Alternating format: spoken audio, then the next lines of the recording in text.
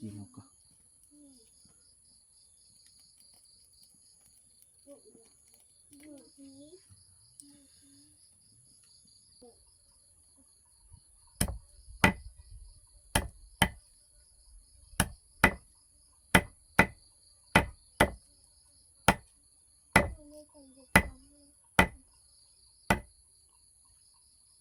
กำลังมั่นนกก็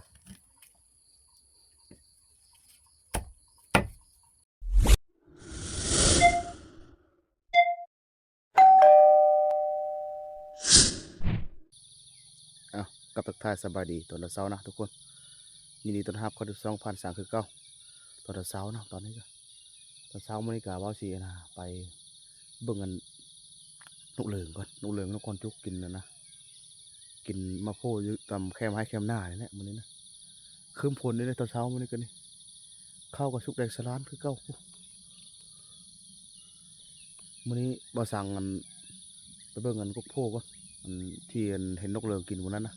เกี่ยวข้าวมันนะได้บินออกนี่ยื้อสิแล้วก็ทั้งกันนะพร้อมนกกอนจุกเด้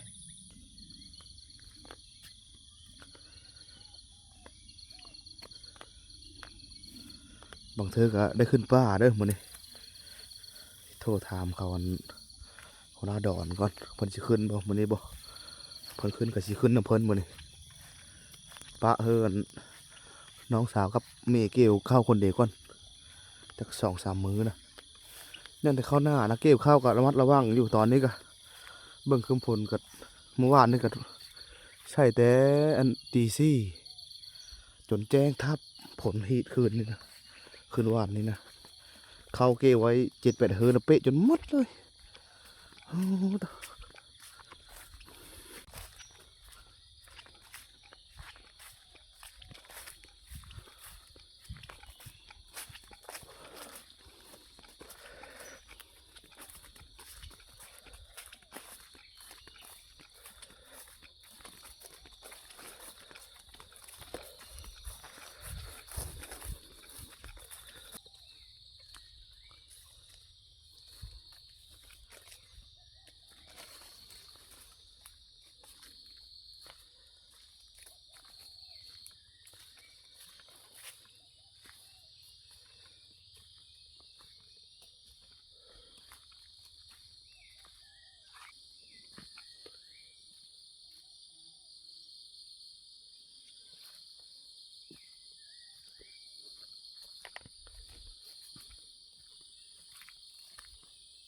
ยังไม่ทันสุกบ่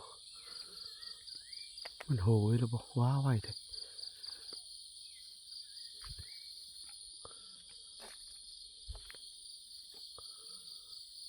ยังบ่สุกอยู่นี่ต่ำๆอยู่เนาะสุกกับสุกมาหมดเนาะแม่งยังสุกบ่คักไปเลยสากะมอฮอดโคเลยนั่งเพิกมันก่อนว่ามันสิเป็นได้เด้อมันสิมีนกเหลืองนกปลิวเฮาบ่สากะมาแต่เช้าเลยมื้อนี้นะแต่ว่านกกระแทกเฮา2 ตัวเลยถ้าบ่นกเหลืองมันสิเฮาบ่นางเพิกก็เห็นอยู่นะนกปลิวนกกระแทกเฮาเนาะแต่ว่าบ่เห็นนกเหลืองนกกระโต้งเฮาไปเบิ่งพวกนั้นก่อนกกอยู่กลางหน้าตอนนั้นกกนึงอีกมันมี2 กกอยู่นี่นะกกมาโพนะตัวนี้ก็มันโหยยังบ่ทันเป็นอยู่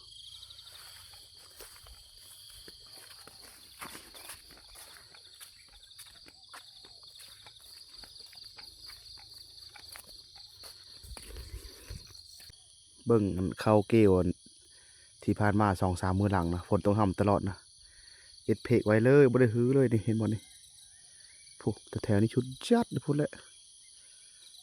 ฝนต้องทำตลอดพีนแล้วฝนต้องทำอีกบัดนี้ฮื้อขึ้นฮื้อคือเอ็ดเพกมันนั่นแหละไปตามโหนะโอ้ยนี่ก็คืมๆใหม่นะมื้อนี้ก็บ่เป็นตะเกียวดอกเขามื้อนี้ก็นี่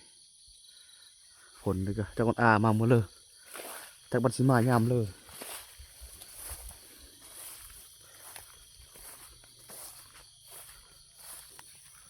โอ้อยู่กลางหน้านี่ก็เขาสลานอยู่เขานะพีน ผีตลอดผีละผลต้องยัดเซอร์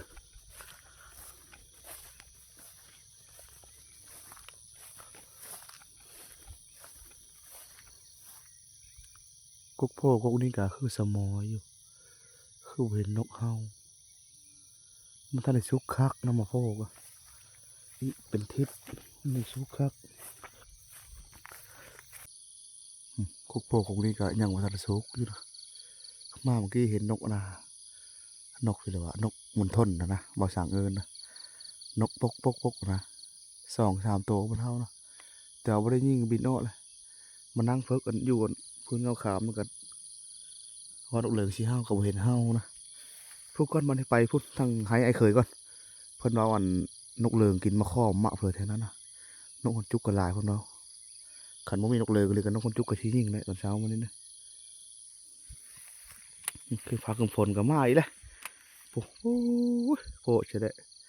เขานี่บ่ได้มือแห้งมือหื้อแหละเขานี่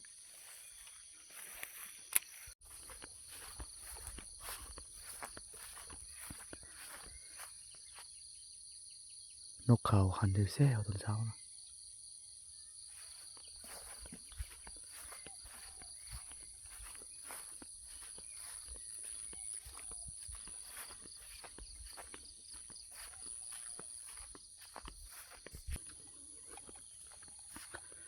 แน่เห็นเสียงแดดแล้วบัดนี้แสงอาทิตย์ขึ้นแล้ว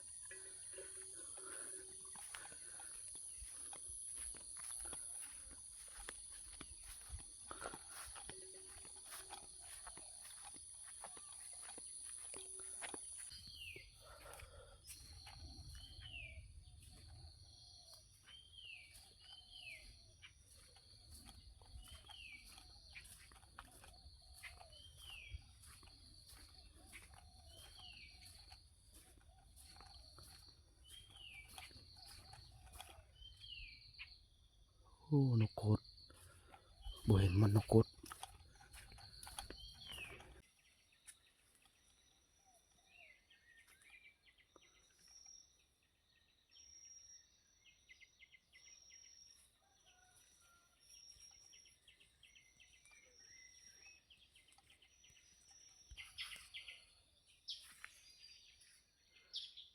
นกปลาเดียวลายเลยนกมันจุกลายขนาด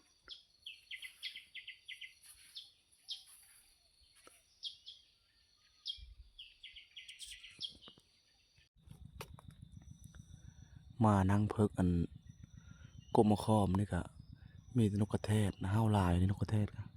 ยิงหล่นไปแล้ว2 ตัวนกกระแทกนะนกเหลืองมันมีห้าวนกเหลืองนะเห็นแต่บินเชี่ยวไปเชี่ยวมาอยู่นอกพวกเก็บนกก่อนนกกระแทก2 ตัวยิงหล่นเลยพวก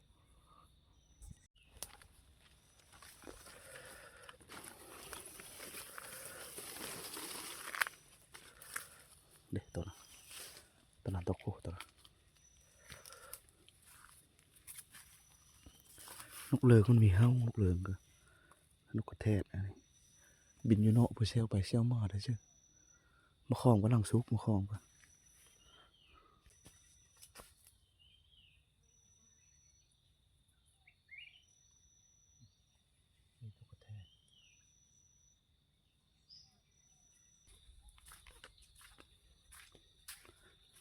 สิไปนั่งเพิกเบิ่งกันกกตัวหน้านี่อีกก่อนมันหลายกกนะมาคล้องกันนกเหลืองกับเพิกกกนี่ไปห้างกกนะ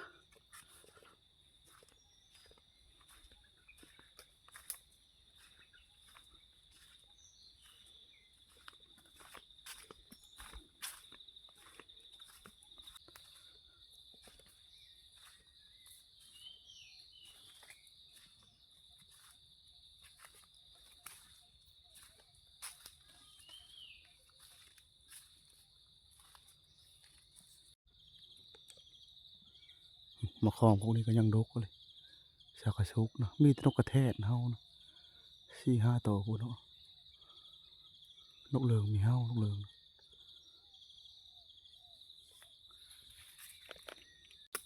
นั่งนั่งเพิกบางอีกก่อนกกนี่นะคือสีนกเหลืองสีเฮาเห็นอยู่นกเหลืองมันบินอยู่ตะเนาะพุ่นนะเสี่ยวไปเสี่ยวมา นกปลิวสิเฮาหลายนกปลิวนะนกกระแทกนางเพิกมันก่อนนกเหลืองสิเฮามีแต่นกกระแทกนางเพิกก็ยิงหล่นไปเลย2 ตัวโอ้นกเหลืองมีเฮาเนาะมันเฮาก็เฮาอยู่เงาคกบ่เห็นมันนะนกเหลืองกันนี่ยิงตกเลย2 ตัวนกกระแทกตัวนึงนกแล้วนกเหลืองนกอนานกมันห้องเจ็บเจ็บนั่นแหละอันเด็กตัวนั้นเลยตัวนึงตัวผู้ตัวนึงนกกดก็หลายนกกดก็มันลาก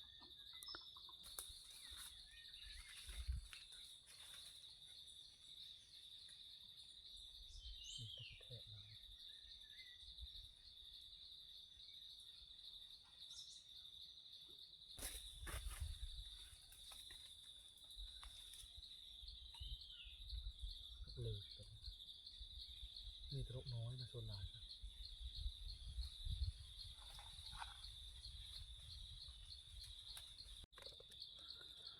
ได้แต่นกน้อยนะ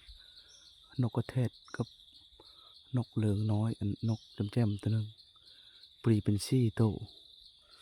นกเหลืองยังไม่ได้พอโตอยู่ฮะมะขอมกำลังสุกมะขอมดกเลยมะขอมมันหลายโกกนะมะขอมก็มันนั่งเพื่อกกนี่เราไปห้าวกกนะ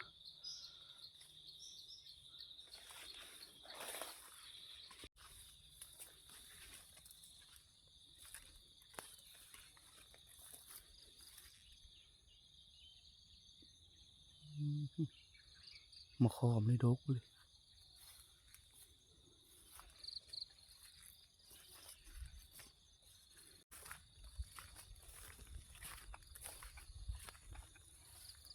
ปุ๊เสียงนกเหลืองทางนั้นเหนือผู้ท้องแช่วอยู่กินมะขอมพวกนั้นแหละ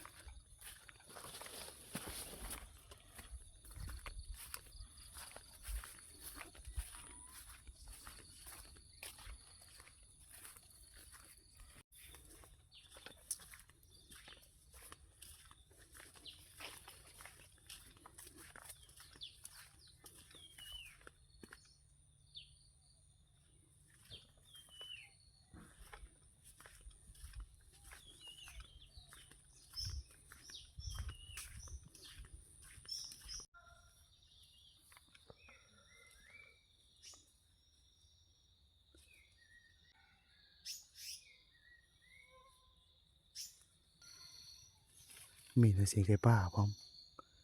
ไก่ป่ามาหันแค่มาไอ้เคยพวกมากินข้าวให้ตามเบิ้งฮะ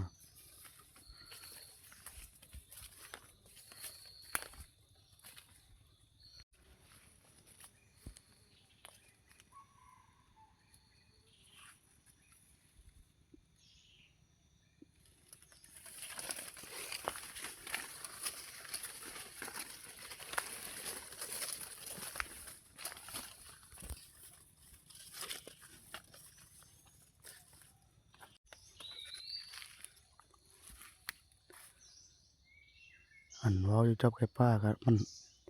อยู่แคมป์เหล้าโคกเลยนะ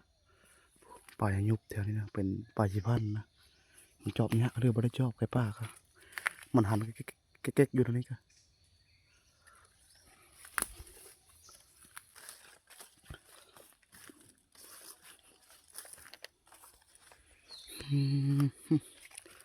เฮิร์นแลนด์นะนี่ป้าโตมาขี่ฟอยจนเก้งมันหูนสิแลนด์ขึ้นเมืองฮอลแลนด์นะมันมาเอ็นเฮลเสือปีนี่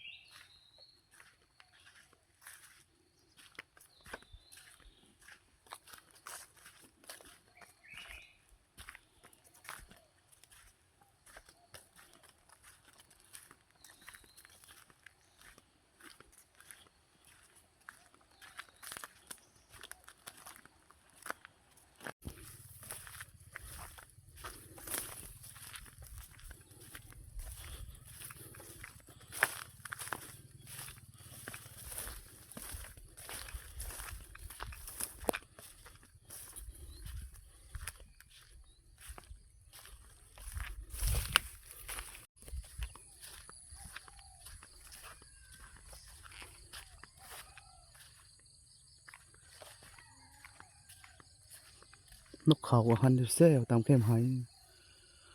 มันอยู่แคมปลาสิพันธุ์นะนกโอ้โหนกกระเซว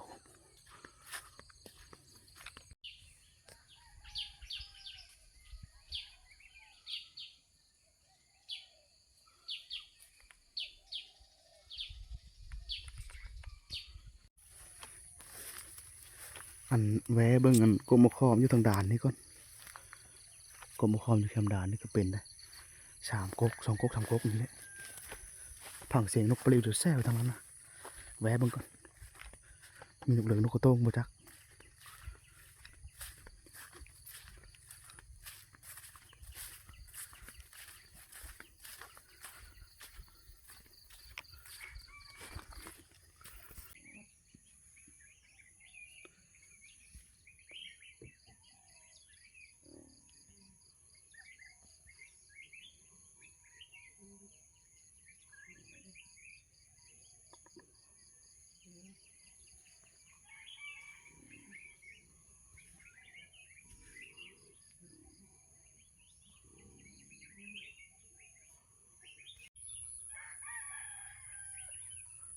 หลายเลยนกปลิวนะมันหกอยู่พื้นมันนะยันยิงตกลงไปก็หาบ่เห็นกับปะนะบ่ยิงดีกว่านะกินมะข้อมเลยมะข้อมเลยพ่อนกกระโตงก็บินออกแล้วตัวนึงอย่าหายนี่นกตัวนี้ก็ดอกนี่โปรดเห็นบ่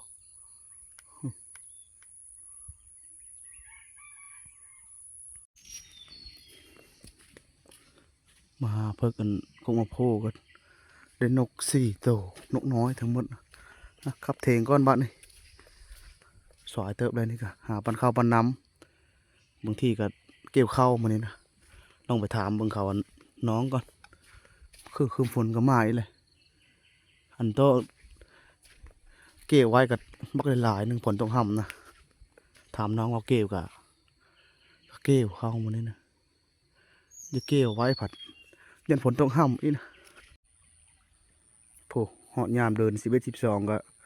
น้ำยังไหลแกงอยู่ทางพี่นะฝนยังตกอยู่โผน้ำยังไหลรับแกงอยู่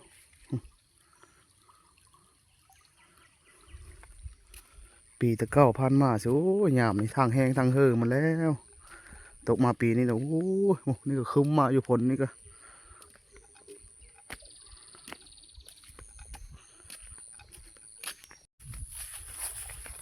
สักหอดนาเทงนะ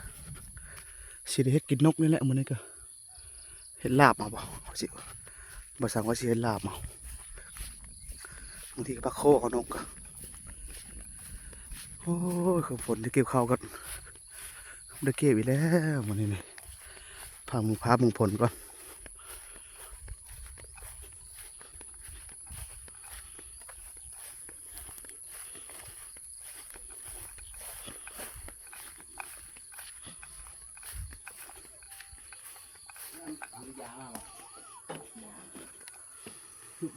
จึกเคยดอนมาแล้วบ่ง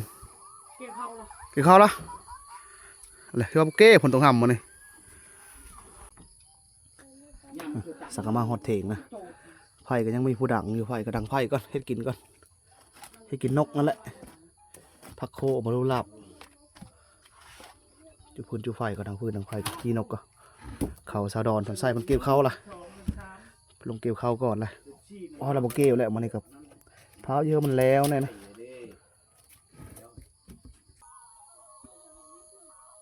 บายเลย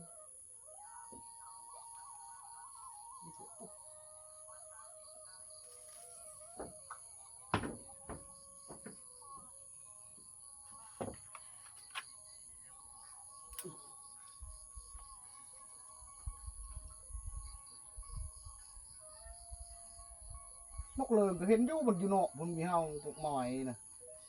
บินแทไปแทมาอยู่ได้บ่เฮาจะไปยืนเลยบ่เฮาก็มาไม้เอานกเลิงข้องท่าเพิ่นเฮาน่ะมันงาม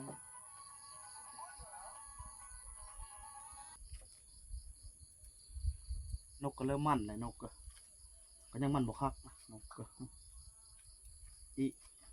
เดี๋ยวนี้คอยไปก็มั่นคักเลยนกนี่จะมามั่นไปเลยธรรมดาอยู่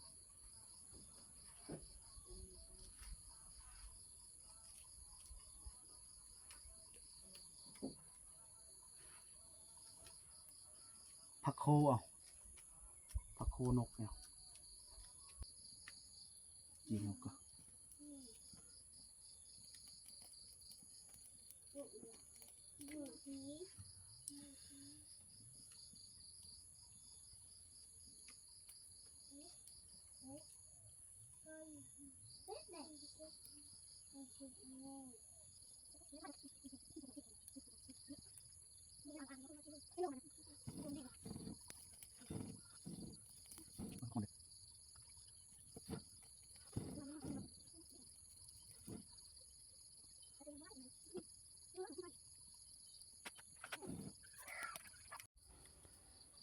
สกัดจีนกแล้วนะมานะพักก่อนบัดนี้พักโคเอานกกะ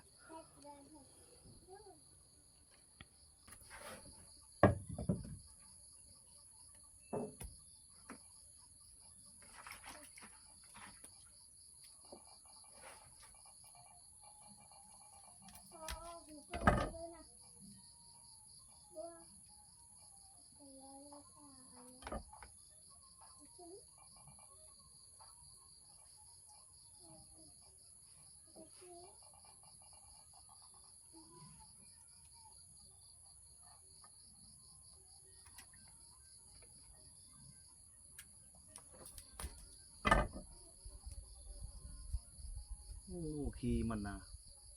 มีแต่มาคอกมาชนลาย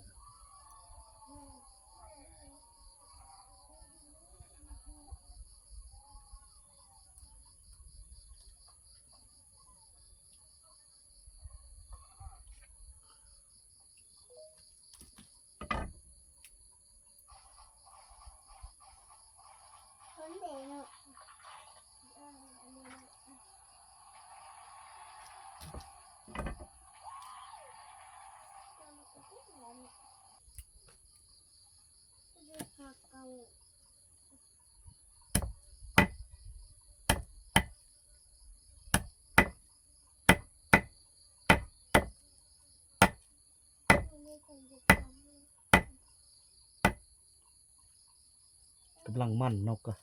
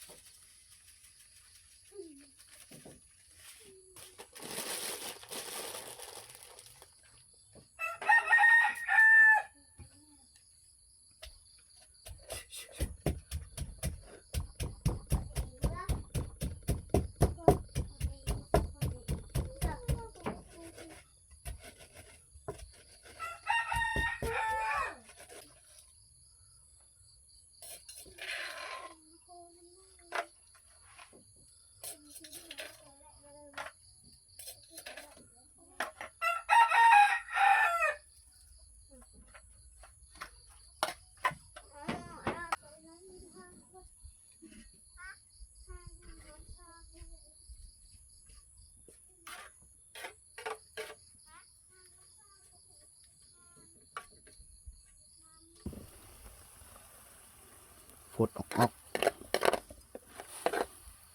โคนกปลาเร็วมานี่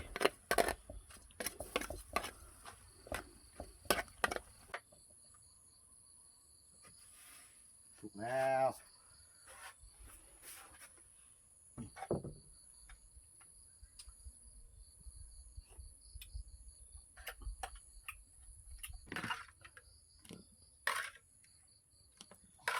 จงไว้ขับไก่น้อยนะจงขับการนะ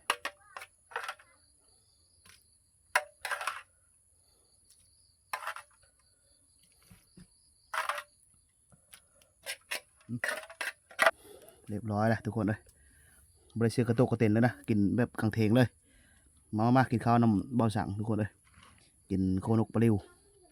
มันในพานกน้อยบ่ได้นกกระเตะนกใหญ่กับบ่ได้นกเหลืองกับบ่ได้นกกระโต้งกับบ่ได้นกปลาลิวนี่แหละมันนี่สิบผ่าติบข้าวนี่โอ้ปีไก่พ่ออยู่ติบข้าวนี่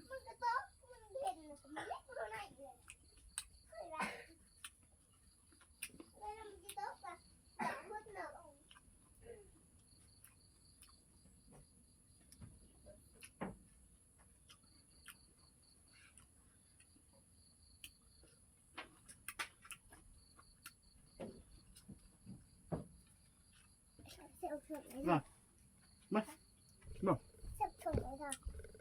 ตุ่มขี้โอเ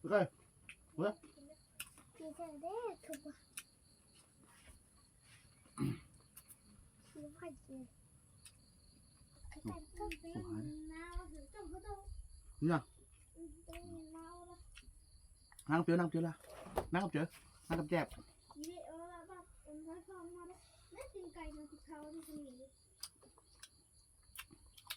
ใช่ป่ะ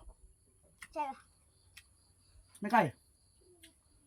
กินละเราลังกินเลยกินเลยกินเพื่อนเข้าไปเลยกับป่าป่าแล้วก็หยอดกับแก้ว